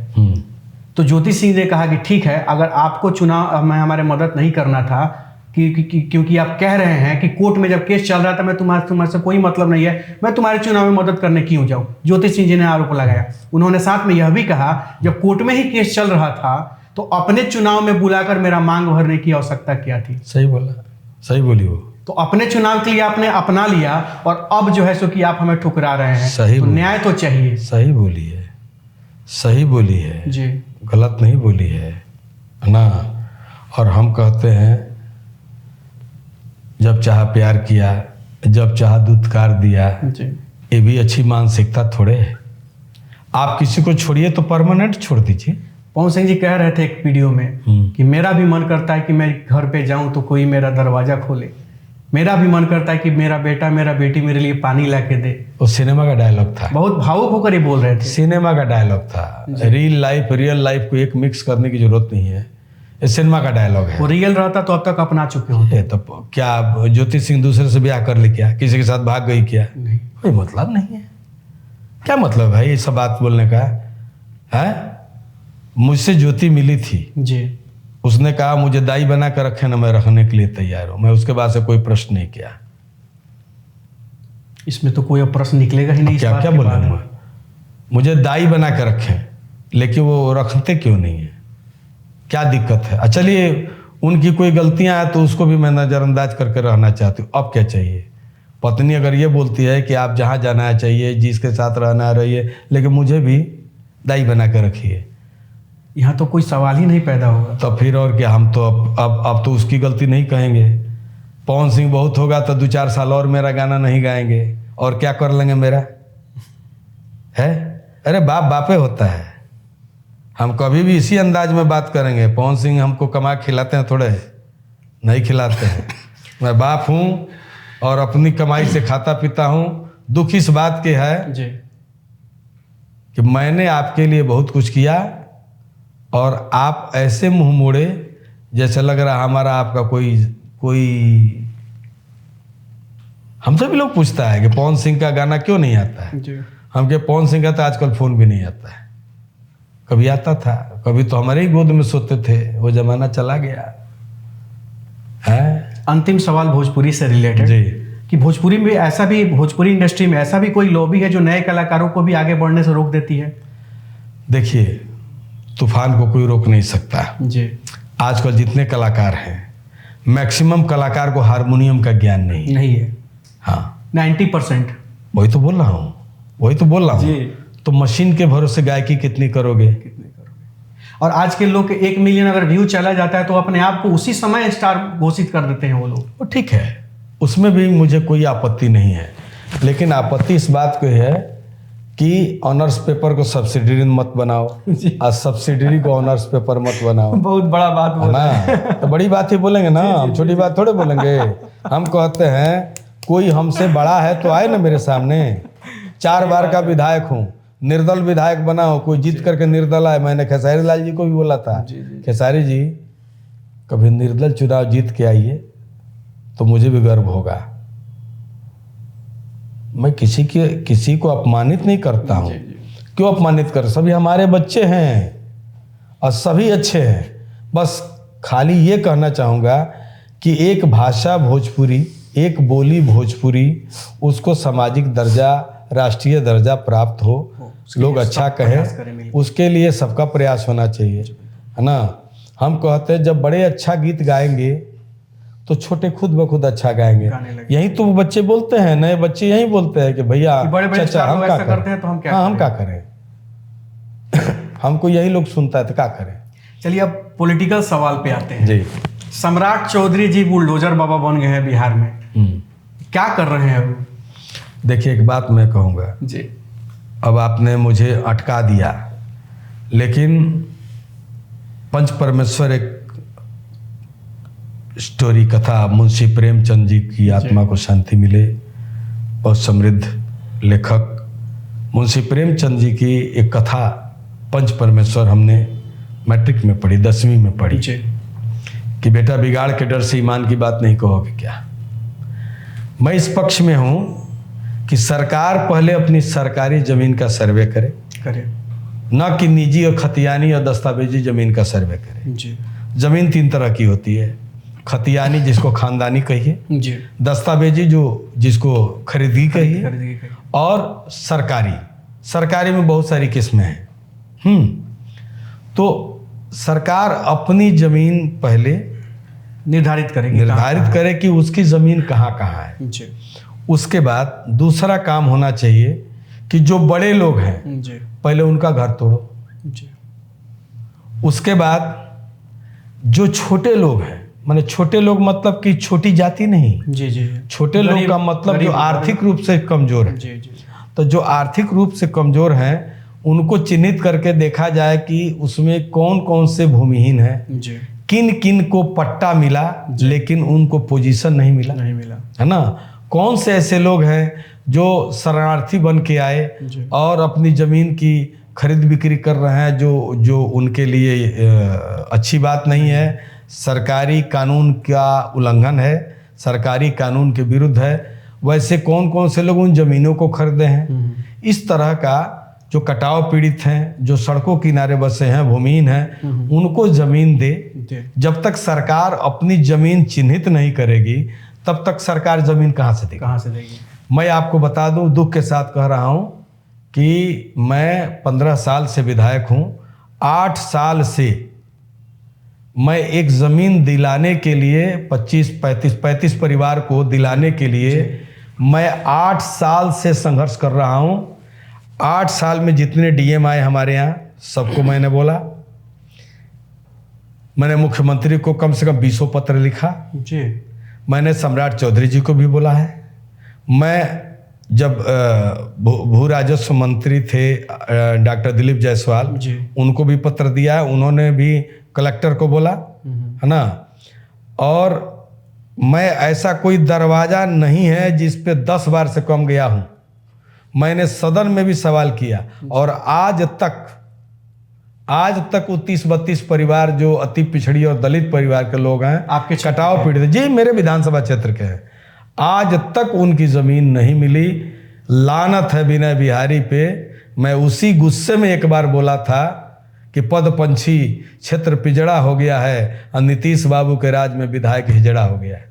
मैं इसलिए बोला, अब इस बात को किसी भी अर्थ में आप लें, लेकिन मेरी जो भावना थी वो ये थी कि एक 30-35 गरीबों को जमीन दिलाने के लिए अगर विधायक को 8 साल लग रहा है और पूरा नहीं हुआ और कोई पदाधिकारी बात नहीं सुनता है, तो मैं क्या हूं? आम आदमी का क्या होगा? और उस बात का इतना बतंगड़ बना कि उस बात के चलते मंत्रिमंडल में जाते जाते मैं बैक हो जाता, है ना। कोई ना कोई बात हमारी जो है, एक पुल भी है आपके क्षेत्र में, एक विधानसभा क्षेत्र में एक पुल भी है जी, जिसके लिए भी आपने काफी प्रयास किया जी। 7 साल से उसमें प्रयास किया, तब बनना काम शुरू हो गया है। सरकार को धन्यवाद है। बहुत हाँ, और एक सड़क जिसमें जमीन पर सूत करके गया, हिंदुस्तान में पहला विधायक। एक सवाल आपसे यही बड़ी सबने पूछा है, क्या मामला था कि जो आप विधानसभा में हाफ पैंट और गंजी पहन के चले जाते थे?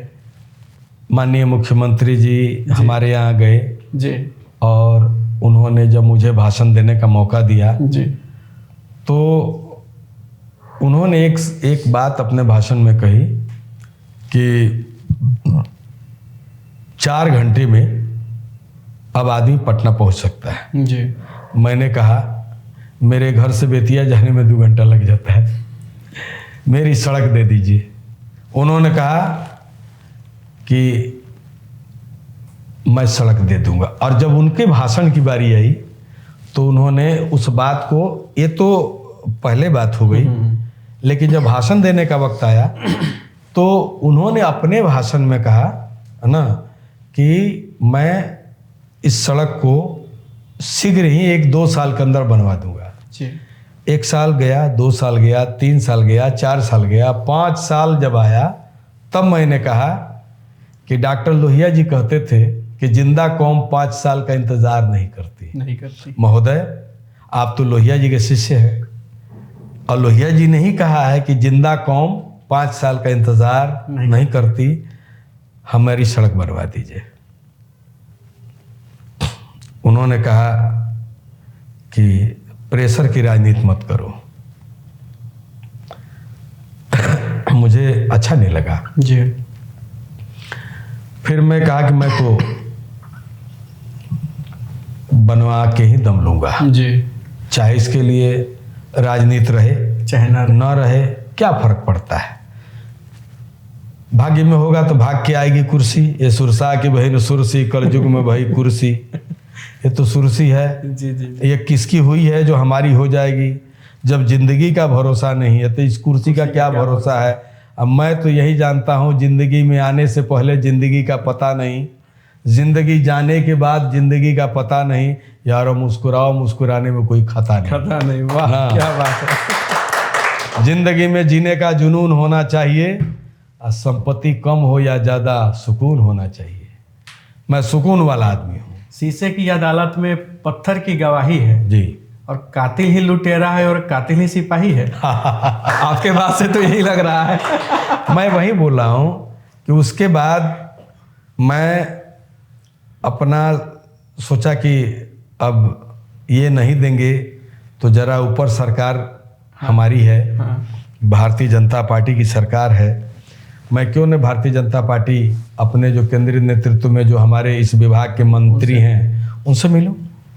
मैं उनसे मिला, बहुत बातें उनकी समझ नहीं पाया। मैं कुर्ता खोल करके उनके टेबल पर रख दिया और खाली पैजामा पे स्टेशन आया और पैजामा खोल कर नीतीश कुमार जी के यहाँ रख दिया और मैं नंगा होकर घूमने लगा हाफ पैंट हाफ गंजी पे। जी, हाँ, कि आप जब तक रोड हमारा सैंक्शन नहीं होगा, स्वीकृत नहीं होगा, बनने का काम नहीं शुरू होगा, तब तक हम कपड़ा नहीं पहनेंगे। कुर्ता उधर और पैजामा इधर। हाँ, कुर्ता दे दिया उधर, पैजामा दे दिया इधर, और हाफ मैंने गंजी और हाफ पैंट पे। उस पे भी नीतीश कुमार जी ने बेतिया में हमसे कहा, जोगी बनल हो है, कुर्सी पर नहीं बैठोगे, हमके क्या कुर्सी लायक हम ये नहीं तो क्या बैठेंगे, नहीं बैठोगे तो रोडवा बनवा देंगे। बैठता कि नहीं बैठता है, काम कर कुछ भी है, गार्जियन है, गार्जियन है।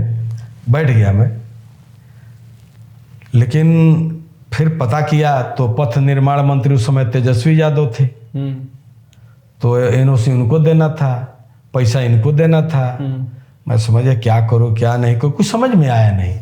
मैं कहा कि सड़क के लिए सड़क पे सूत करके जाऊंगा। फिर मैं वो जैसे छठ में व्रती लोग जाता है, धरती को नापते हुए, ये सब छिल गया था, ये सब छिल पूरा बिहार गवाह है ना। उसके बाद एक सुखद संदेश प्राप्त हुआ। धन्यवाद है माननीय नरेंद्र मोदी जी को, उन्होंने पथ निर्माण मंत्री को कहा कि भारतीय जनता पार्टी का एक विधायक एक छोटी सी सड़क के लिए सड़क पे घूम रहा है, वो भी सूत करके, ये नहीं होना चाहिए। और मुझे उसी समय पैसे की घोषणा हुई और लगभग 150 करोड़ की राशि प्राप्त हुई। सड़क आधी बन गई है, मेरे विधानसभा में कंप्लीट है, लेकिन मैं चाहता हूँ आगे तक जहाँ तक बनना है, जहाँ तक बननी है सड़क वहाँ तक बन जाए। उसके लिए भी पैसे हो गए हैं। मुझे लगता है कि 2026 में मेरे सपने पूरे हो जाएंगे। कपड़े तो मैं पहन लिया क्योंकि मेरे विधानसभा तक सड़क तैयार है ना। और इस बार उन लोगों ने, मैंने हमारी यहाँ की जनता ने, मैं कहा कि बुलेट पर बैठा चाहे जावा में, कुर्ता उड़ता हवा में, हमार बनिहारी के नहीं गई, विनय बिहारी मांगे बनिहारी। लोगों ने बनिहारी दिया। हम अपनी यहाँ की जनता के शुक्रगुजार हैं। हम अपनी यहाँ की जनता को प्रणाम करते हैं, एकदम धरती पर धंस करके प्रणाम करते हैं कि बहुत सारे लोगों ने हवा बनाया था कि इस बार इनको पलट देना है, उलट देना है, भगा देना है, रगड़ देना है। न पलटाए, न भागे, न रगड़ाए, आ गए। सुनने में आ रहा है कि अब चंपारण में चीनी मिल वगैरह भी सब स्टार्ट होगा, जैसे मोतिहारी है, चकिया है, चनपटिया है, ये सब चीनी मिलें चलेंगी, चलनी चाहिए जी। और मुझे लगता है कि तभी लगेगा कि चंपारण का सही मामले में विकास हो रहा है जी। देखिए, माननीय प्रधानमंत्री जी ने भी वायदा किया है। मुझे लगता है कि जो हमारे माननीय प्रधानमंत्री वायदा करते हैं जी जी, वो लेट सवेर पूरा होता है और लोगों को भरोसा भी है। तो मुझे लगता है कि ये चीनी मिलें जो हैं सरकार ने अपने संज्ञान में लिया है जी। और ये 3 ही नहीं 4 एक और चीनी मिल है सटा ना। तो ये चीनी मिलें चालू होंगी और मुझे भरोसा है कि इसके अलावा 1-2 और इथेनॉल प्लांट जो है लगेगा, वो लगने की उम्मीद है। और एक स्टील प्लांट भी है। हाँ, वो सब सुचारू होंगे। और जो पलायन बिहार से बिहारियों का बाहर है, उस पलायन में सरकार संज्ञान में ले लिए और पलायन में कमी आएगी। एक मिल चालू अगर होता है तो लगभग 2 से 2.5 लाख लोग उससे प्रभावित होते हैं, उनको रोजगार मिलता है। हाँ। तो हमें लगता है कि अगर ये 4 चीनी मिलें और स्टील प्लांट वगैरह जो आप बताएं, एथेनॉल प्लांट, अगर ये 5 से 7 मिलें अगर चंपारण में स्टार्ट होती है तो मुझे लगता है कि चंपारण के वो नौजवान 10 से 12-15 लाख जो नौजवान जो बाहर पलायन को मजबूर है, वो रुक जाएगा। देखिए, पलायन नहीं रुकेगा जी। पलायन तो वर्मा जी मुख्यमंत्री हो जाए तो ना रुकेगा, नहीं रुकेगा, कम होगा, कम हो जाएगा, पलायन कम होगा। देखिए मैं क्या बता रहा हूँ, कुछ ऐसी भी जातियां हैं, बड़ी जातियां कह लीजिए, जिनके बच्चे गांव घर में काम करना नहीं चाहते, लेकिन वही बच्चे बाहर जाकर के बाथरूम भी साफ करते हैं जी, सफाई का भी काम करते हैं। क्या करेंगे, पापी पेट का सवाल है जी। मैं किसी पे कटाक्ष नहीं कर रहा जी। मैं ये कह रहा हूँ कि अगर मान लीजिए कि बिहार में काम करने पर डे 400 रुपये मिलता है और केरल में अगर 4000 मिलता है, तो ऐसे पलायन को कौन रोक देगा? क्यों नहीं जाएगा कोई 4000 कमाने? क्यों 400 में कमाएगा? क्यों नहीं 1200 में कमाएगा? महाराष्ट्र में जाके 1600 में कमाएगा, महाराष्ट्र में जाके दिल्ली जाके 1000 में कमाएगा। आज यहाँ मजदूरी कितनी है मालूम है? 600 रुपया एक मजदूर की जी, उसमें भी नाश्ता है जी, ठीक, 600 रुपया। और आज भी गांव में 250-300 रुपया दिया जाता है मजदूरों को। क्यों नहीं? देखिए मैं सच बोलूंगा, बात कहीं खारा खरी होके चाहे धारा धरी, हम लोग किसान परिवार से हैं, 250-300 रुपया सोहनी कोड़ने के लिए दिया जाता है। सोहनी का तो 150-100 जी। हाँ, तो देखिए एक चीज बता रहे हैं, ऊपर से जो रोजगार की व्यवस्था है मनरेगा में जी, वो मनरेगा भी अच्छी मजबूती के साथ नहीं। हाँ, मजदूरों के नाम पर पैसा उठाया जाता है, जेसीबी मशीन से काम होता है। तो हमारे कहने का मतलब है कि इन सभी चीज़ों में सुधार करेंगे, है ना। अपने यहाँ जितने मजदूर हैं उनका रजिस्ट्रेशन करेंगे, उनका जॉब कार्ड बनवाएंगे, उनका लेबर कार्ड बनवाएंगे, उनको सही सूचना देंगे। हम कहते सरकार की इतनी सारी योजनाएं हैं, कितनी योजनाओं का डिस्प्ले लगा हुआ है ब्लॉक में, प्रखंड परिसर में होना चाहिए ना कि सरकार द्वारा ये योजनाएं चलाई जा रही हैं। कलेक्ट्रेट में है, किसी ब्लॉक में नहीं है। हमारे यहाँ तो नहीं है तो सच बोलने में क्या दिक्कत? आप तो ये भी कह रहे हैं कि आपके यहाँ के कलेक्टर ही कुछ नहीं सुन रहे हैं, क्योंकि 8 साल से आप लगातार हर कलेक्टर के यहाँ मैंने ये कहा कि ऐसा कोई दरवाजा नहीं जी जहां शनिचरी चौक के पास बसे गरीबों के लिए विनय बिहारी ने माथा नहीं टेका हो। जी, और ये माथा टेकते 8 साल हो गए। बहुत बड़ा बात। लानत है, विनय बिहारी को जहर खा के मर जाना चाहिए, मैं बोल रहा हूं। लेकिन क्या करेंगे, चुनाव लड़ता हूं, जनता जिताती है, मैं वो काम में लगा हुआ हूं। इस बार मैंने सोच लिया है कि अगर उन गरीबों को, उतने ही लोग नहीं है जी, 1904 में आए बसे ढांगड़ मुसर लोग, परसा धांगड़ टोली है, लगभग 150 के आसपास मुसर लोग हैं, धांगड़ लोग हैं। ऐसी बहुत सारी बस्तियां हैं। हमारे यहाँ लौरिया में है पटहरनी, हमारे यहाँ दनियाल परसौना में है, हमारे यहाँ धमौरा में है, हमारे यहाँ धोबनी धर्मपुर में है, हमारे यहाँ बलुआ भवानीपुर। ऐसे 15 पंचायत हैं जी, जहाँ दलित हैं, किसी को पर्चा मिला, पोजीशन नहीं मिला, किसी को पर्चा ही नहीं मिला। वो नील की खेती करने आए, आज तक अंग्रेजों का भी पट्टा सट्टा नहीं है, सरकार के द्वारा भी कुछ मिला नहीं है। मैं लड़ रहा हूँ, कुछ लोगों को मिला भी है, कुछ लोगों को मिला भी है, लेकिन जो मिला वो ऊँट के मुंह में जीरा। मान लीजिए अगर ऐसे परिवार 3000 4000 हों और 300-400 लोगों को मिला हो जी, तो हम उसको क्या कहेंगे? हम ऊँट के मुंह में जीरा ही कहेंगे। लेकिन खास तौर पे 3-4 जगह जी, उनके विस्थापन को कटाव पीड़ित लोग हैं, उसमें दलित ज़्यादा हैं और उनको ज़मीन प्राप्त हो, इसके लिए मैं 6 साल 7 साल से संघर्ष कर रहा हूँ जी, और कभी कभी अपने ऊपर दुख होता है व्यवस्था को लेकर। एकदम दुख सरकार होता है। सही होती है लेकिन सिस्टम खराब है। अब मैं एक ही बात बोलता हूँ कि डॉक्टर दिलीप जायसवाल ने, जो हमारे माननीय मंत्री, उनके पत्र के आलोक में भी जब हमारा काम नहीं हुआ, उन्होंने मेरे सामने उस पत्र पे कलेक्टर साहब के नाम से लिखा कि 1 महीने के अंदर ये काम होना चाहिए। वो कागज आज भी मेरे पास छाया प्रति के रूप में उपलब्ध है, लेकिन वो काम आज 1 साल होने को है। ठंडे बस्ते में पिछली बार जो मंत्री बने थे और ये चुनाव गया, ये सब गया, अब फिर मंत्री हैं, भले उस विभाग से नहीं है, है ना। अब वो विभाग विजय सिन्हा जी के पास से, माननीय उप मुख्यमंत्री ही उसको देख रहे हैं। मुझे लगता है कि इस बार कुछ हो सकता है, हो जाए तो मैं गंगा नहाऊं। अब हमारे यहाँ गंगा नहीं है तो गंडक नहा लेंगे, लेकिन हो जाए तो मेरे दिल का बोझ। देखिए, हम ठगने वगने नहीं आए, बिल्कुल।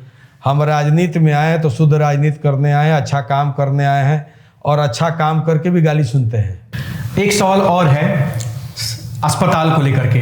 के, आप उसको जानते हैं, स्थिति को जानते हैं, क्या कहना चाहते हैं उस अस्पताल? कभी मरीजों को घसीटा जाता है, कभी बेड नहीं मिल पाता है, कभी कुछ हालत गंभीर रहता है। देखिए, एक चीज बताते हैं, चूंकि वो मेरे विधानसभा क्षेत्र बेतिया का जिला अस्पताल की बात कर रहा हूँ। मैं समझ गया, तभी तो मैं बोल रहा हूँ मेरे विधानसभा क्षेत्र की बात नहीं है, लेकिन आपके क्षेत्र के लोग जाते हैं वहाँ? जाते हैं। लेकिन इस विधि व्यवस्था में जो ये थोड़ी बहुत त्रुटियां हैं जी, इसको समझने के लिए माननीय संजय जायसवाल जी, जो 4 बार के सांसद हैं, माननीय रेणु दीदी, जो 6 बार की विधायिका हैं जी, इन लोगों को देखना चाहिए कि जो भी गड़बड़ी है जी, वो कैसे वो ठीक होगा। ठीक होगा। पहले से ज़्यादा अच्छी व्यवस्था है, इसमें कहीं से कोई दो राय नहीं है जी। लेकिन कभी कभी क्या होता है कि जैसे मैं आपको बताया कि काजल का स्थान खाली बदल दीजिए जी, जी। तो आदमी कुरूप हो जाता है ना। सर पे लगे तो टीका कहलाता है, आंखों में लगे तो काजल, और कुर्ते में लग जाए तो दाग। तो मेरे कहने का मतलब है कि जो अच्छी चीज़ें हुई हैं उस पर किसी का ध्यान जाता हो या नहीं जाता हो, जो कमियां हैं उस पर ध्यान पहले जाता है जी। तो इसमें कहीं दो राय नहीं। अभी मेरे संज्ञान में जो है वो दलालों का अड्डा बना हुआ है जी। जो मारपीट करके लोग जाते हैं, इंजरी रिपोर्ट बनवाते हैं, उसमें भी बहुत गड़बड़ियां हैं। जी। अभी बिल्डिंग अच्छी बन गई है और जो व्यवस्था दुरुस्त होनी चाहिए जी। उसको आप हमें कहेंगे कितना प्रतिशत देंगे आप, तो मैं उसको 60% दूंगा। डर नहीं लगता आपको? क्या डर लगेगा, सच बोलने में क्या डर है, सच बोलना तो सरकार आपकी है तो इसमें तो आपको प्रयास करना मैं होगा। सरकार के लिए कोई बुरी बात नहीं कह रहा हूँ, मैं अपनी सरकार को बोल रहा हूँ जी। है ना, कि जो कमियां हैं उसको दूर किया जाए। नहीं तो क्या होता है, एक्सेस प्रेशर आता है IGIMS पे, PMCH पे, जी। पटना एम्स पे। जी। हम कहते हैं हम लोग ज़्यादा परेशान रहते हैं। जो विधायक लोकल हैं 50 किलोमीटर 100 किलोमीटर वाले हैं, उनके मरीज तो आते हैं दिखा के चले जाते हैं। हमारे यहाँ तो 250-300 किलोमीटर वाले विधायक जो भी हैं, मैं या कोई भी, उनके पेशेंट उनके यहाँ से जो लोग आते हैं वो तो रुकते हैं तो प्रॉब्लम ज़्यादा होता है। हम लोगों को अब मुझे लगता है कि ऐसा कोई महीना नहीं कि अगर मैं पटना रहूं तो माननीय मंगल पांडे जी के आवास पे जो उनकी व्यवस्था है, जिस व्यवस्था का लाभ हम माननीयों को मिलता है, उसके लिए मैं कम से कम 10 बार न जाऊं। जी। तो मेरे कहने का मतलब है कि अगर जितने जिले हैं और सभी जिलों में जो सरकारी अस्पताल हैं वहाँ की व्यवस्था ठीक हो जाएगी तो माननीय मंगल पांडे जी के आवास पे जो व्यवस्था है उस व्यवस्था को भी राहत मिलेगी और हम लोग को भी परेशानी नहीं होगी।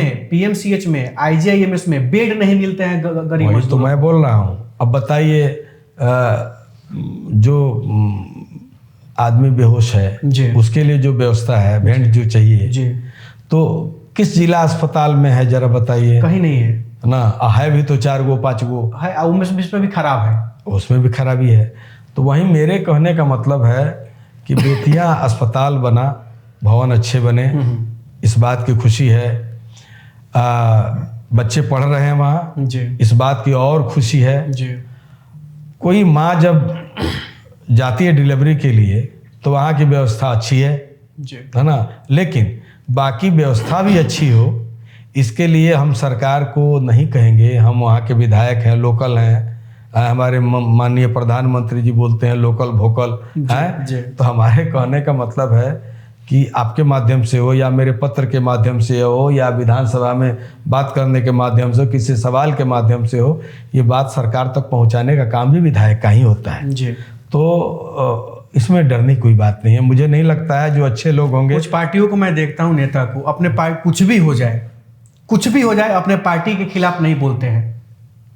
तो आपके अंदर यह हिम्मत आया कि मतलब आप पार्टी को, मतलब आप विरोध नहीं कर रहे, आप सलाह दे रहे हैं? एक मिनट बता रहा हूं। एक विधायक अपने क्षेत्र का वकील होता है जी, उसका धर्म बनता है कि वो अपने क्षेत्र की कमियों को सरकार तक पहुंचाए। अब सरकार जरूरी नहीं है कि आपकी 100 कमियों को एक साथ पूरी कर दे, लेकिन पूरी हो रही हैं तो सरकार को धन्यवाद है। नहीं पूरी हो रही हैं तो खाली में फोकट में झूठ सच बोलना है ना, कोई इस तरह का हवाबाजी बात करना, वो मेरी फितरत में नहीं है। मैं कलाकार हूँ, ना मैं किसी विधायक का पुत्र हूँ, ना मैं सांसद का पुत्र हूँ, ना मैं किसी नेता का पुत्र हूँ। मैं एक शिक्षक जो अभी इस दुनिया में नहीं है, मैं उनका पुत्र हूँ। और हमारे पिताजी ने यही सिखाया कि संपूर्ण ईमानदारी से तो राजनीति संभव नहीं है, लेकिन ईमानदारी से राजनीति करना।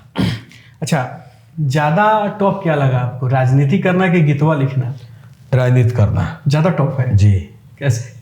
इसलिए कि गीत जब लिखते थे जी तो अपनी रूटीन से जीते थे। अच्छा, आज मैं अपने रूटीन का नहीं हूँ, मैं आज खुद नहीं हूँ, मैं सबका हो गया हूँ, है ना। तो जब आदमी रिश्तों में और किस्तों में बढ़ जाता है तो उसकी दिनचर्या जो है उसी तरह से विभाजित हो जाती है। बदल जाती है। अब रात को 2 बजे एक फ़ोन आया, भैया प्रणाम। हम कहने जी का हाल बटे, आगे उगे लगल बका? ना ऐसे ही फ़ोन कहनी हाँ कि वह सूतल बनी कि जागल बनी। बताई 2 बजे रात के केहू कहे कि सूतल बानी की जागल में, तहरा नींद निकल लागत तो हमरो को तो चैन से सूते दो। लेकिन भाई जनता जनार्दन है, बिल्कुल है ना। रास्ता चलते हैं, हमारे ही बनाया हुआ रास्ता पे खड़ा है, कहता है कि आज तक लरुआ का कोई ले बनी। हम कहे मर दे जौन रास्ता पर खड़ा बहु तो हमार बनवावल आ तोरा और बनवावल हो तो नीतीश कुमार का बनवावल। तो हम कहनी जौन ना बनल तो हमारे से ना बनल, जौन बन गए तो सरकार के बनवावल आ हम क्या कर रही। सही बात। तो ऐसे असभ या तो सोशल मीडिया पे लोग गालियां दे देते हैं, तो ये सुन करके, ये पढ़ करके अच्छा नहीं लगता है। बच्चे 2 हैं आपके पास जी। दोनों को क्या बनाना है, मतलब अपने तरह गीतकार बनाना है या वो भी राजनीति में? हमारे बच्चे जो बनना था बन गए, वो दूर दूर तक राजनीति से उनका कोई वास्ता नहीं है। इंडस्ट्री से भी मतलब इंडस्ट्री से भी नहीं वास्ता है। जी। एक अपना बीटेक करके बंगलोर में काम कर रहा है, ठीक है, आर्म कंपनी में। जी। दूसरा लड़का जो है कनाडा में बीटेक कर रहा है, जी। 1 साल की पढ़ाई है। वो आएगा फिर आ कर के वो भी अपना, मैंने बच्चों से पूछता हूँ मैं जी कि राजनीति करोगे? बोलता है पापा आपकी दशा और दुर्दशा दोनों देख करके हिम्मत नहीं होती है। जी। तो मुझे नहीं लग रहा है कि मेरे बच्चे जी आएंगे और आके सरवाइव करेंगे, है ना। मैं चला मुड़ूंगा, मतलब देखूंगा हमारे क्षेत्र में कोई अच्छा है या कोई अच्छी है। मान लीजिए कोई हमारा सीट लेडीज सुरक्षित हो गया, चाहे लेडीज हो गया, तो हम क्या करेंगे, है ना। तो कोई, इसीलिए मैं बोला कोई अच्छा है कोई अच्छी है तो देख करके उसकी मदद करें। शराबबंदी सही फैसला है बिहार के लिए? बड़ा कठिन सवाल पूछे जी। बड़ा कठिन सवाल है, इसका उत्तर मैं क्या दूं, सही दूं कि गलत दूं? अब तक तो आप जब सब तो सही बोले हैं। तो सही हमारे हिसाब से जी। ये शराबबंदी का फैसला जो है सही नहीं हुआ। जी। इसलिए नहीं हुआ कि जब आप सही तरीके से रोक नहीं पाए और आपकी चौहदी में शराब उछलता है तो गिरेगा ना आपकी सीमा में। जी। है आपकी चौहदी तो देख ली, आपकी चौहदी में। जी। जी। और सबसे बड़ी बात है, शराब के नाम पर इतने कैदियों को जो बिहार सरकार खिला रही है ना। या तो ऐसा बंद करे कि सिर्फ फिर पता नहीं ले, जी। जी। है ना। और हम क्या कहें, शराब जब बंद हुई तो कानून क्या था, उसके 1 साल बाद कानून क्या हुआ, उसके 2 साल बाद क्या ये कौन सा कानून है जो बार बार सुधारना पड़ रहा है। अब शराब पी करके कोई पकड़ाता है, 2 दिन में बेल हो जाता है, फिर तीसरे दिन घट कर मार लेता है। एक चीज तो है हाँ। कि खुलेआम पी के जो रोड पे नौटंकी होता था वो अब नहीं है किसी की। हाँ सही बात, पीते हैं तो उनको घर में जाकर छुपना पड़ता है। सही बात है, सही बात है। उस जगह सही लेकिन जी। क्या सरकार के पास उतनी पुलिस है? आप बोलते हैं रोड पर नहीं घूमता है, जी। रोड पर घूमता है, बहुत ढहता है, बहुत कम। गिरता है, पी के पड़ा रहता है। सरकार के पास इतनी पुलिस नहीं है जी। या उस विभाग के लिए उतनी पुलिस नहीं है कि ऐसे तमाम लोगों को पकड़ करके। मैं महाराष्ट्र में रहा हूँ, बम्बई में रहा हूँ, जी। वहाँ ऐसा कोई पी के पकड़ाता है या ये पी के पड़ा हुआ रहता है तो सरकारी गाड़ी आती है पुलिस की, पकड़ के ले जाती है, तहकीकात करती है, उसे घर तक पहुँचाती है, केस मुकदमा बाद की बात। जी।